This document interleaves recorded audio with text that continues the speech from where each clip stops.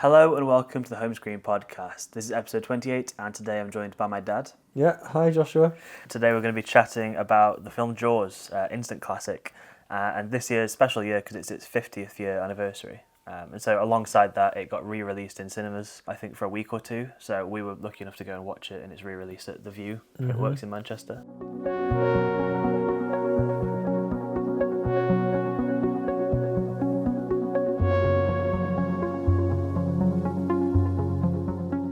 So this episode we'll just be discussing a bit about rewatching the film, things we appreciated or forgot about that were quite novel and was nice to see in the re-release. And then there's also been a documentary that's been released on Disney Plus called Jaws at 50. And so we'll be diving into discussing a bit about the documentary and again what we enjoyed about it. So yeah, I guess we'll start with watching the original Jaws. When did you first watch Jaws?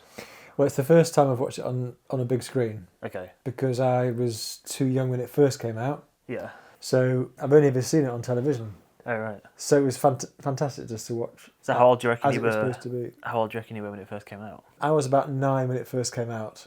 And you watched it? So I probably some years watched it later. when I was a teenager. Okay. Because it would be one of those they'd show like as a special. Mm-hmm.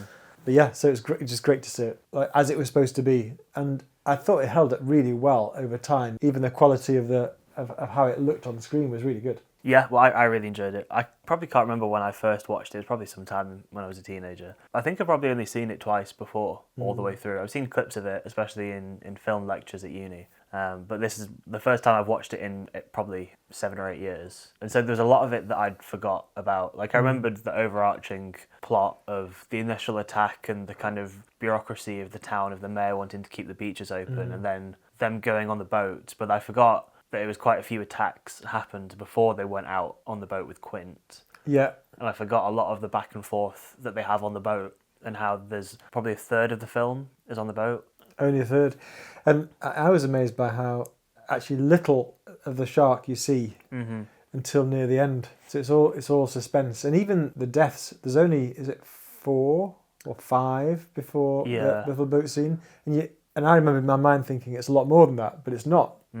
I guess it's the threat that it could be a lot more, and that's what makes it more of a danger. Yeah. I've forgotten the one of the guy in the fishing boat when the lads were playing. Yeah, in the... what do they call it? It's like in the lake. Yeah. Like a little side bit. Yeah, so I'd forgotten that totally, so that was a shock. The rest I knew were coming, but I forgot about that one. Yeah, and I forgot even about the scene, I think it's about halfway, when Brody and Cooper go out together on a boat at night. I completely forgot about that scene. Yes. So that was... Yeah, that was a bit spooky. Yeah, I think it's really good, and I guess it's something we can talk about when we come to documentary as well, but it's so impressive that Spielberg did it when he was 27. Yeah, I mean, we both like Spielberg, don't we? And I remember realising that was his first big break. Yeah.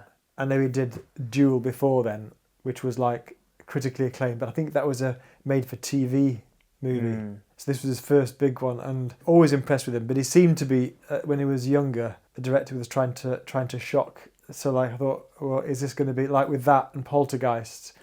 He had this like bit of a dark element to it. It was quite interesting, really. And it showed that the studios put a lot of stock in him and a lot of trust in him. Yeah. When he just went to the lot and was just meeting with 2 of the heads and then saw the script and said he'd like to have a crack at it, and then they let him, so they clearly trusted him, even at 26, 27 when he would have first stumbled across it. What's amazing about the film is there's some things that are just so iconic now. Yeah. It's like the score, da-da-da-da, and then the phrase, you're going to need a bigger boat. Those kind of things just gone into like public awareness now, haven't they? And I think that's really cool, and I think you still get it nowadays, like with Avengers Assemble, and there's key iconic catchphrases, but especially in the kind of 60s, 70s, 80s, that kind of like golden era. At the time, people wouldn't, when they were writing the script, wouldn't have thought this is the one-liner, but No. like I think there was an interview with James Cameron where it's like, I'll be back in the Terminator. It was just a throwaway line.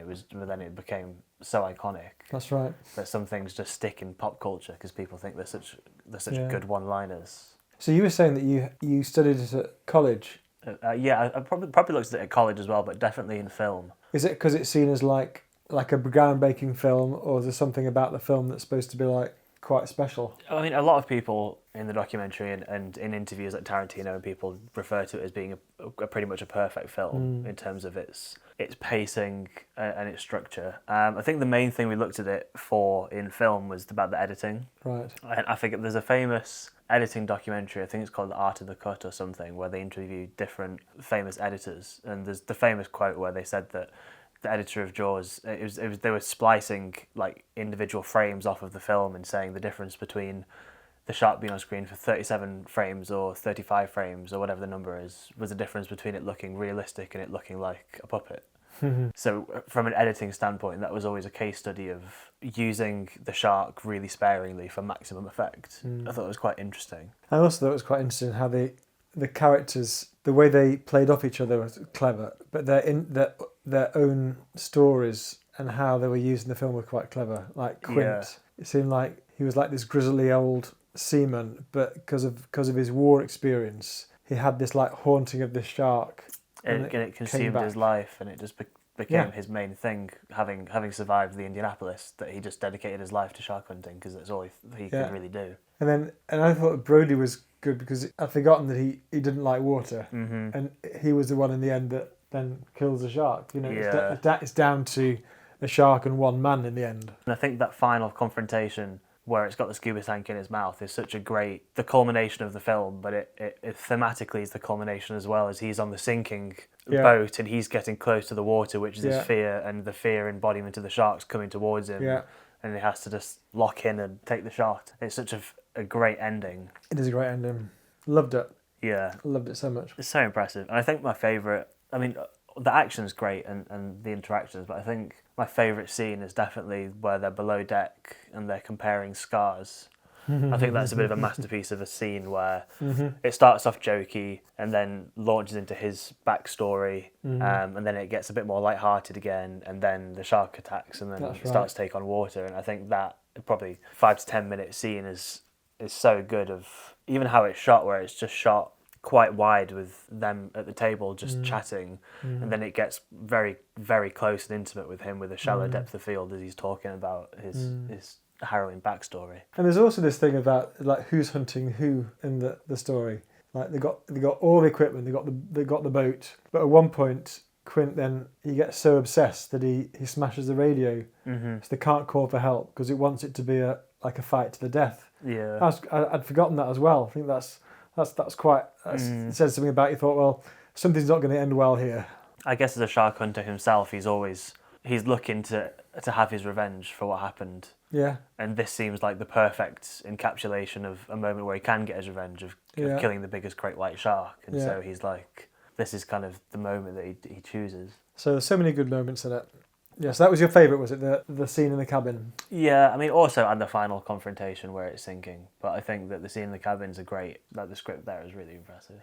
I think probably not my favourite scene, but the one that sticks in my mind most is the moment when the boy in the lilo gets picked off by the shark, and there's been a few false alarms, and then he's just sat back, almost trying to relax, and then they do this amazing dolly zoom. Yes, what do you call it again? A dolly zoom. Dolly zoom, which was quite a clever technique in those days, wasn't it? And I think Spielberg he's renowned for how he's so good at moving the camera and using the camera as a tool, and it's the same in all of his films, but especially in E.T. as well. Yeah, there's a famous dolly zoom in that where the camera moves forward while zooming out, so the background seems to warp. Yeah, and then that's like the moment that he realizes this is awful. This is there's another death here. So yeah, so there are some unforgettable scenes, aren't there? Yeah, and then I guess then we'll just now talk about the documentary. So lovely.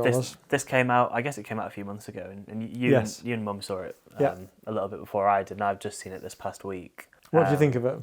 I really enjoyed it. It's very cool, and it tells a story about what happened on set, but also about how it was. One of the main things in the documentary is how it was quite a troubled production, and how it ran over, and there was issues with the shark and budgeting. Yeah, I definitely didn't realise before I watched the documentary about how it was being talked about in the newspapers and in the trades while it was still going on, and so they were still trying to make this film, but meanwhile then in the evenings, knowing that on the radio and on the newspapers people are slandering it and saying that it's all going wrong, which is just the surmounting pressure. So I thought it was fascinating. Huge pressure on Spielberg, wasn't it? At that age, and saying that he had panic attacks afterwards. But then I also thought it was quite poignant him saying that when it was all wrapped and they put the set of the boat in the Universal lot, and when they would do public tours around the Universal lot, and sometimes he would just sneak back there and just sit on the boat and just spend time there, and sometimes just reminisce, and sometimes have a little cry. But it's just it was such a that was really what made him what he is today. He was obviously talented in Duel, but that was. So it was the first ever blockbuster. Yes, it was really. And managing to push through a troubled production to end up with that in the end is remarkable. Yeah, we were talking last week, I think, before we went to see the film, about there was a crop of directors in the 70s that were like, I think they were either friends or rivals, I don't know which, but they were egging each other on really to do better and better films in different genres. But he was the contemporary of George Lucas and Coppola, and there was 2-3 more. Scorsese as well. Scorsese. Yeah. Well, they even said in the documentary that there were times where some of his other directing pals would fly in just to be on the set, just to check in with him, to say like, ignore what's going on, just do it. And like Scorsese would come in and spend a day or two on the boat and on the set and stuff. So it was a small group, wasn't it? Really. Yeah. Of these excellent, amazing directors. It was so impressive, and it was also interesting. It was kind of towards the end of the documentary. The note that they chose to end on was the impact that it had on shark conservation, and how after it sharks were actually vilified, and it led to quite a spike in shark hunting.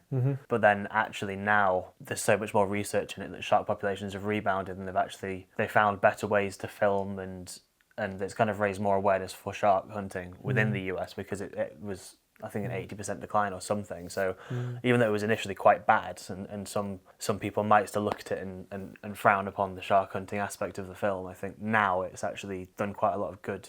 Probably has. Yeah, at the time it certainly kept people out of the water. Yeah. A couple of things I thought were really good about the documentary that I hadn't appreciated. One was Peter Benchley. He wrote the screenplay as well as writing the book. Yeah. For the book, they didn't even have a title for ages. They couldn't work out what to call it, and they come up with some crazy ideas of titles, and they finally settled on George. I think the day he was going to hand it into his publishers, and thinking if they called it something stupid, it wouldn't have had half the effect.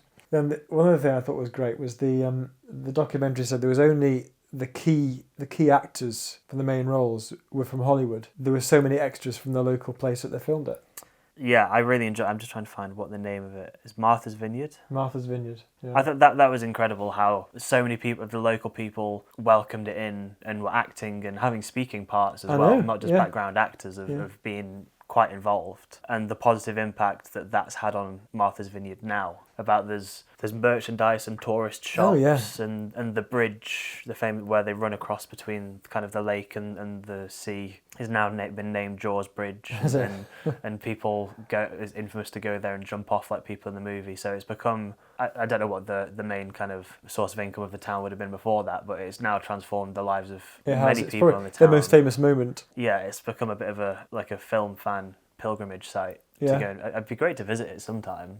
It would. What do you think of when they said about in the documentary about how the actors were with each other and played off each other? Did you think that was like that added to the movie? Because there's some tensions, weren't there? It said in the documentary. Yeah, absolutely, especially between Quint and Cooper. I mean, we discussed it a little bit beforehand after you'd seen it and then seen it in the documentary about how they didn't get on the best in real life, and they weren't adversarial, but they would be always taking jabs at each other and sometimes it going a bit too far, because that's how they act in the movie as well. I think it does blur the line a bit of not knowing what's really a bit genuine and what is also just acted. But I imagine that they would have. Well, they said that they improvised on the spot, and if something was good, they would keep it and use it. About Quint finishing a beer can and crushing it, and then Cooper finishing his styrofoam cup of water and crumpling his hand was a little improvised moment, but just shows the kind of petty rivalry. And I think it heightens it with it being kind of a little bit of a real life rivalry. I think it's fascinating seeing how that bleeds into the film in a constructive way. It does, and also the actors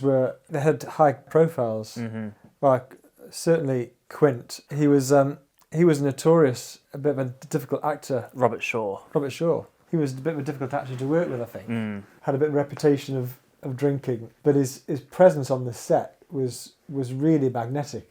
So it was a good choice. And then Hooper, Richard Dreyfuss, he did a couple of films with Spielberg after that, didn't he? So he did Close Encounters of the Third Kind. So like it set his career off on a trajectory as well. I still haven't seen Close Encounters of the Third Kind. Yeah, no, it's great, really good. So he made some very good choices in characters. Yeah, the whole thing, it's just impressive and nice hearing the film being praised and lauded by fellow directors and fellow actors and stuff within the documentary of saying how much it means to them, of like Steven Soderbergh, who's a brilliant writer and director, even him saying how good it is and how and why and things. Yeah, overall very very impressed with the film. It was nice to watch in a rewatch, and seeing it in the cinema was really nice to see it how it was meant to be seen. And some films are a bit timeless, don't they? So it might have been 50 years. It doesn't look like a 50-year-old film. No. I mean, maybe the setting and the clothes and everything, but it's a bit of a timeless movie, isn't it? And I think that doing stuff practically really helps it hold up as time goes on. A lot of the stuff, basically most of Spielberg's films, I think, but when things have been done practically, that holds up more now after 50 years than even like The Phantom Menace and Attack of the Clones now, if you watch those, or early CG movies from the end of the 90s and 2000s, age quite badly because CG has just come on so far. But if something's done practically, I think it'll always look impressive. Same with Titanic. I was listening to a podcast the other day of people rewatching Titanic and saying how that looks incredible now, of how they've managed to do that with special effects of miniatures and mirrors and different shots and things. It's timeless because they put the time and effort in to find a way to make it work back then. Yeah, so yeah, I certainly thought if I'd missed it, I thought I'd have missed a really good cinema showing. So it's great to go and watch it together. It was. No, I really enjoyed going to see it. Well, I think we'll wrap it up there. Thank you. Well, thanks for chatting about Jaws and about the documentary. Thanks for listening to this episode of the Home Screen Podcast. If you've enjoyed it, please find us on social media and check the links in the episode description. And we'll see you next time. Goodbye. Bye.